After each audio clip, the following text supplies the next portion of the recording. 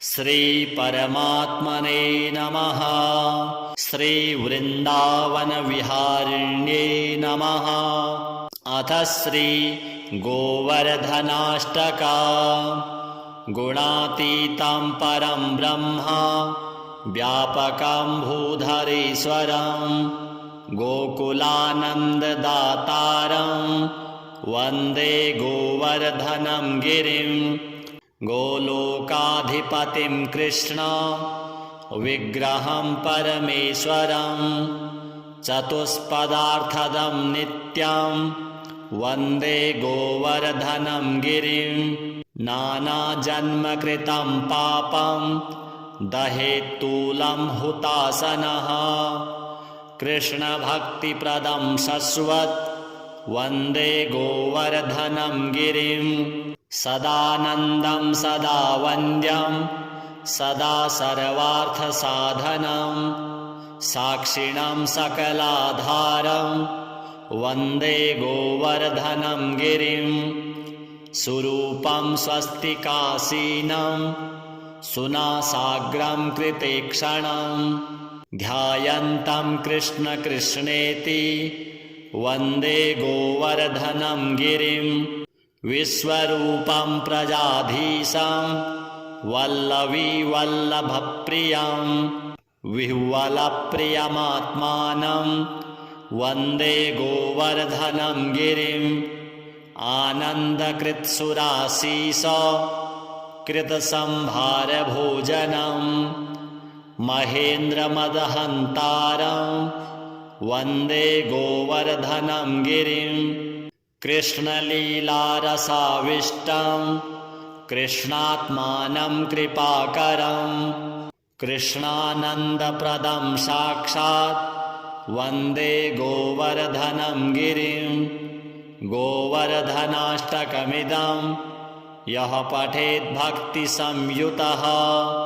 तन्नेत्रगोचरो याति कृष्णो गोवर्धनेश्वरः। इदं श्रीमद्घनश्याम नन्दनस्य महात्मनः ज्ञानिनो ज्ञानिरामस्य कृतिर्विजयतेतरां। गुणातीतं परं ब्रह्म व्यापकं भूधरेश्वरं गोकुलानन्ददातारं वन्दे गोवर्धनं गिरिं। गोलोकाधिपतिं कृष्ण विग्रहं परमेश्वरं चतुष्पदार्थदं नित्यं वन्दे गोवर्धनं गिरिं। नानाजन्मकृतं पापं दहेत्तूलं हुतासनः कृष्णभक्तिप्रदं शश्वत् वन्दे गोवर्धनं गिरिं। सदानन्दं सदा वन्द्यं सदा सर्वार्थसाधनं साक्षिणं सकलाधारं वन्दे गोवर्धनं गिरिं। सुरूपं स्वस्तिकासीनं सुनासाग्रं कृतेक्षणं ध्यायन्तं कृष्ण कृष्णेति वन्दे गोवर्धनं गिरिं। विश्वरूपं प्रजाधीशं वल्लवी वल्लभप्रियं विह्वलप्रियमात्मानं वन्दे गोवर्धनं गिरिं। आनन्दकृत्सुराशीष कृतसंभारभोजनं महेन्द्रमदहन्तारं वन्दे गोवर्धनं गिरिं। कृष्णलीलारसाविष्टं कृष्णात्मानं कृपाकरं कृष्णानन्दप्रदं साक्षात् वन्दे गोवर्धनं गिरिं। गोवर्धनाष्टकमिदं यः पठेत् भक्तिसंयुतः तन्नेत्रगोचरो याति कृष्णो गोवर्धनेश्वरः। इदं श्रीमद्घनश्याम नन्दनस्य महात्मनः ज्ञानिनो ज्ञानिरामस्य कृतिर्विजयतेतरां गुणातीतं परं ब्रह्म व्यापकं भूधरेश्वरं गोकुलानन्ददातारं वन्दे गोवर्धनं गिरिं गोलोकाधिपतिं कृष्ण विग्रहं परमेश्वरं चतुष्पदार्थदं नित्यं वन्दे गोवर्धनं गिरिं नानाजन्मकृतं पापं दहेत्तूलं हुतासनः कृष्णभक्तिप्रदं शश्वत् वन्दे गोवर्धनं गिरिं सदानन्दं सदा वन्द्यं सदा सर्वार्थसाधनं साक्षिणं सकलाधारं वन्दे गोवर्धनं गिरिं सुरूपं स्वस्तिकासीनं सुनासाग्रं कृतेक्षणं ध्यायन्तं कृष्ण कृष्णेति वन्दे गोवर्धनं गिरिं विश्वरूपं प्रजाधीशं वल्लवी वल्लभप्रियं विह्वलप्रियमात्मानं वन्दे गोवर्धनं गिरिं आनन्दकृत्सुराशीष कृतसंभारभोजनं महेन्द्रमदहन्तारं वन्दे गोवर्धनं गिरिं कृष्णलीलारसाविष्टं कृष्णात्मानं कृपाकरं कृष्णानन्दप्रदं साक्षात् वन्दे गोवर्धनं गिरिं गोवर्धनाष्टकमिदं यः पठेत् भक्तिसंयुतः तन्नेत्रगोचरो याति कृष्णो गोवर्धनेश्वरः इदं श्रीमद्घनश्याम नन्दनस्य महात्मनः ज्ञानिनो ज्ञानिरामस्य कृतिर्विजयतेतरां गुणातीतं परं ब्रह्म व्यापकं भूधरेश्वरं गोकुलानन्ददातारं वन्दे गोवर्धनं गिरिं गोलोकाधिपतिं कृष्ण विग्रहं परमेश्वरं चतुष्पदार्थदं नित्यं वन्दे गोवर्धनं गिरिं नानाजन्मकृतं पापं दहेत्तूलं हुतासनः कृष्णभक्तिप्रदं शश्वत् वन्दे गोवर्धनं गिरिं सदानन्दं सदा वन्द्यं सदा सर्वार्थसाधनं साक्षिणं सकलाधारं वन्दे गोवर्धनं गिरिं सुरूपं स्वस्तिकासीनं सुनासाग्रं कृतेक्षणं ध्यायन्तं कृष्ण कृष्णेति वन्दे गोवर्धनं गिरिं विश्वरूपं प्रजाधीशं वल्लवी वल्लभप्रियं विह्वलप्रियमात्मानं वन्दे गोवर्धनं गिरिं आनन्दकृत्सुराशीष कृतसंभारभोजनं महेन्द्रमदहन्तारं वन्दे गोवर्धनं गिरिं कृष्णलीलारसाविष्टं कृष्णात्मानं कृपाकरं कृष्णानन्दप्रदं साक्षात् वन्दे गोवर्धनं गिरिं गोवर्धनाष्टकमिदं यः पठेत् भक्तिसंयुतः तन्नेत्रगोचरो याति कृष्णो गोवर्धनेश्वरः इदं श्रीमद्घनश्याम नन्दनस्य महात्मनः ज्ञानिनो ज्ञानिरामस्य कृतिर्विजयतेतरां गुणातीतं परं ब्रह्म व्यापकं भूधरेश्वरं गोकुलानन्ददातारं वन्दे गोवर्धनं गिरिं गोलोकाधिपतिं कृष्ण विग्रहं परमेश्वरं चतुष्पदार्थदं नित्यं वन्दे गोवर्धनं गिरिं नानाजन्मकृतं पापं दहेत्तूलं हुतासनः कृष्णभक्तिप्रदं शश्वत् वन्दे गोवर्धनं गिरिं सदानन्दं सदा वन्द्यं सदा सर्वार्थसाधनं साक्षिणं सकलाधारं वन्दे गोवर्धनं गिरिं सुरूपं स्वस्तिकासीनं सुनासाग्रं कृतेक्षणं ध्यायन्तं कृष्ण कृष्णेति वन्दे गोवर्धनं गिरिं विश्वरूपं प्रजाधीशं वल्लवीवल्लभप्रियं विह्वलप्रियमात्मानं वन्दे गोवर्धनं गिरिं आनन्दकृत्सुरासीस कृतसंभारभोजनं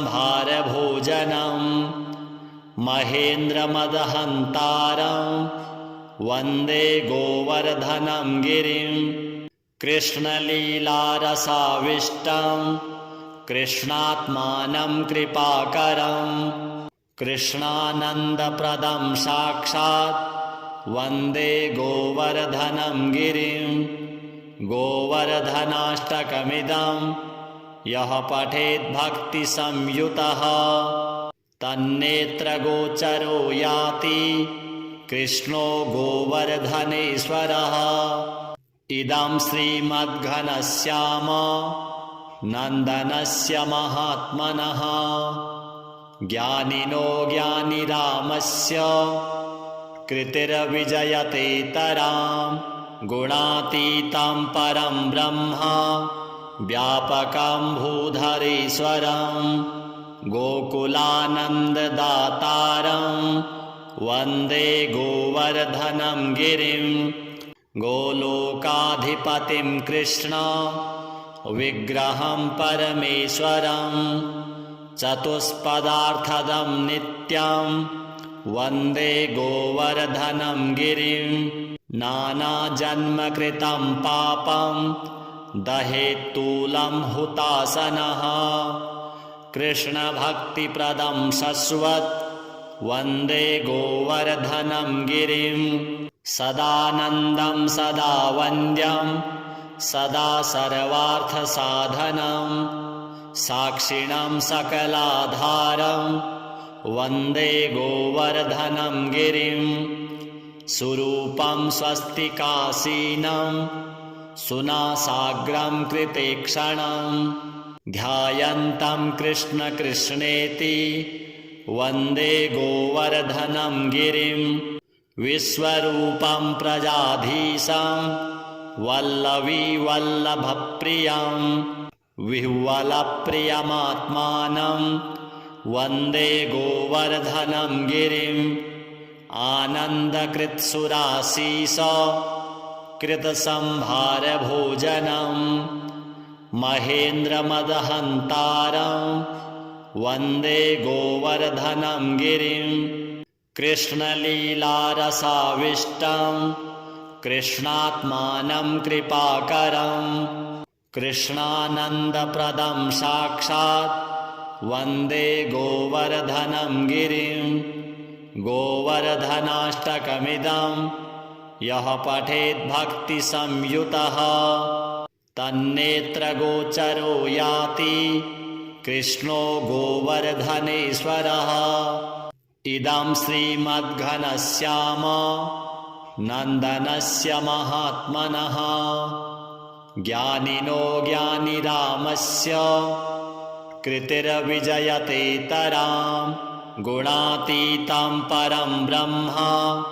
व्यापकं भूधरेश्वरं गोकुलानन्ददातारं वन्दे गोवर्धनं गिरिं गोलोकाधिपतिं कृष्ण विग्रहं परमेश्वरं चतुष्पदार्थदं नित्यं वन्दे गोवर्धनं गिरिं नानाजन्मकृतं पापं दहेत्तूलं हुतासनः कृष्णभक्तिप्रदं शश्वत् वन्दे गोवर्धनं गिरिं सदानन्दं सदा वन्द्यं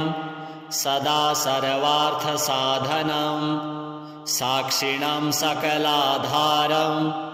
वन्दे गोवर्धनं गिरिं सुरूपं स्वस्तिकासीनं सुनासाग्रं कृतेक्षणं ध्यायन्तं कृष्ण कृष्णेति वन्दे गोवर्धनं गिरिं विश्वरूपं प्रजाधीशं वल्लवी वल्लभप्रियं विह्वलप्रियमात्मानं वन्दे गोवर्धनं गिरिं आनन्दकृत्सुराशीष कृतसंभारभोजनं महेन्द्रमदहन्तारं वन्दे गोवर्धनं गिरिं कृष्णलीलारसाविष्टं कृष्णात्मानं कृपाकरं कृष्णानन्दप्रदं साक्षात् वन्दे गोवर्धनं गिरिं गोवर्धनाष्टकमिदं यः पठेत् भक्तिसंयुतः तन्नेत्रगोचरो याति कृष्णो गोवर्धनेश्वरः इदं श्रीमद्घनश्याम नन्दनस्य महात्मनः ज्ञानिनो ज्ञानिरामस्य कृतिर्विजयतेतरां गुणातीतं परं ब्रह्म व्यापकं भूधरेश्वरं गोकुलानन्ददातारं वन्दे गोवर्धनं गिरिं गोलोकाधिपतिं कृष्ण विग्रहं परमेश्वरं चतुष्पदार्थदं नित्यं वन्दे गोवर्धनं गिरिं नानाजन्मकृतं पापं दहेत्तूलं हुतासनः कृष्णभक्तिप्रदं शश्वत् वन्दे गोवर्धनं गिरिं सदानन्दं सदा वन्द्यं सदा सर्वार्थसाधनं साक्षिणं सकलाधारं वन्दे गोवर्धनं गिरिं सुरूपं स्वस्तिकासीनं सुनासाग्रं कृतेक्षणं ध्यायन्तं कृष्ण कृष्णेति वन्दे गोवर्धनं गिरिं विश्वरूपं प्रजाधीशं वल्लवी वल्लभप्रियं विह्वलप्रियमात्मानं वन्दे गोवर्धनं गिरिं आनन्दकृत्सुराशीष कृतसंभारभोजनं महेन्द्रमदहन्तारं वन्दे गोवर्धनं गिरिं कृष्णलीलारसाविष्टं कृष्णात्मानं कृपाकरं कृष्णानन्दप्रदं साक्षात् वन्दे गोवर्धनं गिरिं गोवर्धनाष्टकमिदं यः पठेत् भक्तिसंयुतः तन्नेत्रगोचरो याति कृष्णो गोवर्धनेश्वरः इदं श्रीमद्घनश्याम नन्दनस्य महात्मनः ज्ञानिनो ज्ञानिरामस्य कृतिर्विजयतेतरां गुणातीतं परं ब्रह्म व्यापकं भूधरेश्वरं गोकुलानन्ददातारं वन्दे गोवर्धनं गिरिं गोलोकाधिपतिं कृष्ण विग्रहं परमेश्वरं चतुष्पदार्थदं नित्यं वन्दे गोवर्धनं गिरिं नानाजन्मकृतं पापं दहेत्तूलं हुतासनः कृष्णभक्तिप्रदं शश्वत् वन्दे गोवर्धनं गिरिं सदानन्दं सदा वन्द्यं सदा सर्वार्थसाधनं साक्षिणं सकलाधारं वन्दे गोवर्धनं गिरिं सुरूपं स्वस्तिकासीनं सुनासाग्रं कृतेक्षणं ध्यायन्तं कृष्णकृष्णेति वन्दे गोवर्धनं गिरिं विश्वरूपं प्रजाधीशं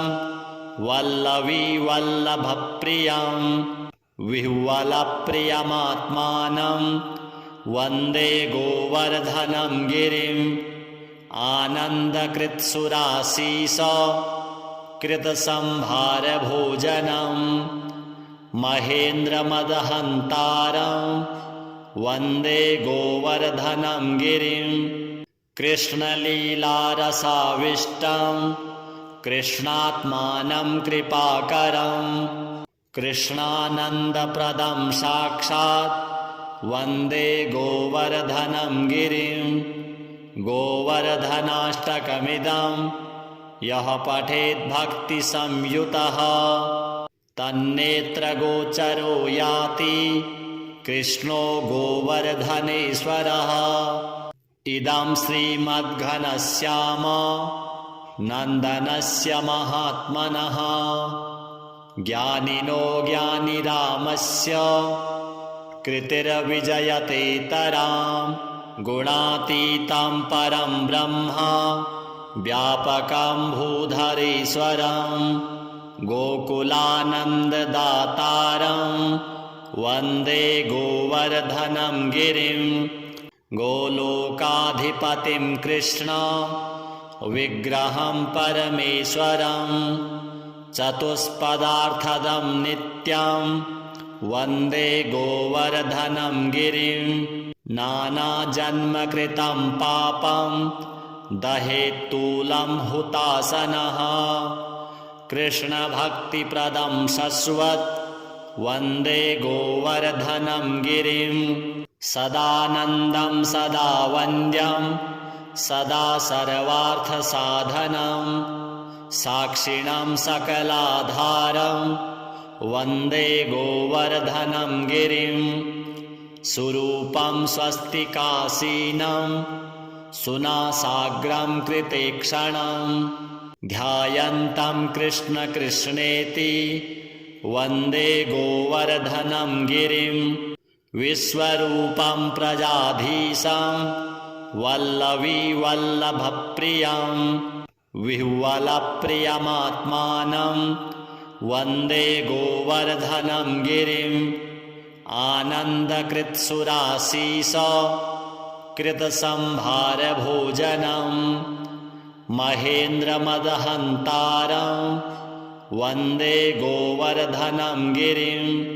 कृष्णलीलारसाविष्टं कृष्णात्मानं कृपाकरं कृष्णानन्दप्रदं साक्षात् वन्दे गोवर्धनं गिरिं गोवर्धनाष्टकमिदं यः पठेत् भक्तिसंयुतः तन्नेत्रगोचरो याति कृष्णो गोवर्धनेश्वरः इदं श्रीमद्घनश्याम नन्दनस्य महात्मनः ज्ञानिनो ज्ञानिरामस्य कृतिर्विजयतेतरां गुणातीतं परं ब्रह्म व्यापकं भूधरेश्वरं गोकुलानन्ददातारं वन्दे गोवर्धनं गिरिं गोलोकाधिपतिं कृष्ण विग्रहं परमेश्वरं चतुष्पदार्थदं नित्यं वन्दे गोवर्धनं गिरिं नानाजन्मकृतं पापं दहेत्तूलं हुतासनः कृष्णभक्तिप्रदं शश्वत् वन्दे गोवर्धनं गिरिं सदानन्दं सदा वन्द्यं सदा सर्वार्थसाधनं साक्षिणं सकलाधारं वन्दे गोवर्धनं गिरिं सुरूपं स्वस्तिकासीनं सुनासाग्रं कृतेक्षणं ध्यायन्तं कृष्ण कृष्णेति वन्दे गोवर्धनं गिरिं विश्वरूपं प्रजाधीशं वल्लवी वल्लभप्रियं विह्वलप्रियमात्मानं वन्दे गोवर्धनं गिरिं आनन्दकृत्सुरासीस कृतसंभारभोजनं महेन्द्रमदहन्तारं वन्दे गोवर्धनं गिरिं कृष्णलीलारसाविष्टं कृष्णात्मानं कृपाकरं कृष्णानन्दप्रदं साक्षात् वन्दे गोवर्धनं गिरिं गोवर्धनाष्टकमिदं यः पठेद्भक्तिसंयुतः तन्नेत्रगोचरो याति कृष्णो गोवर्धनेश्वरः इदं श्रीमद्घनश्याम नन्दनस्य महात्मनः ज्ञानिनो ज्ञानिरामस्य कृतिर्विजयतेतराम् श्रीगोवर्धन देवार्पणमस्तु।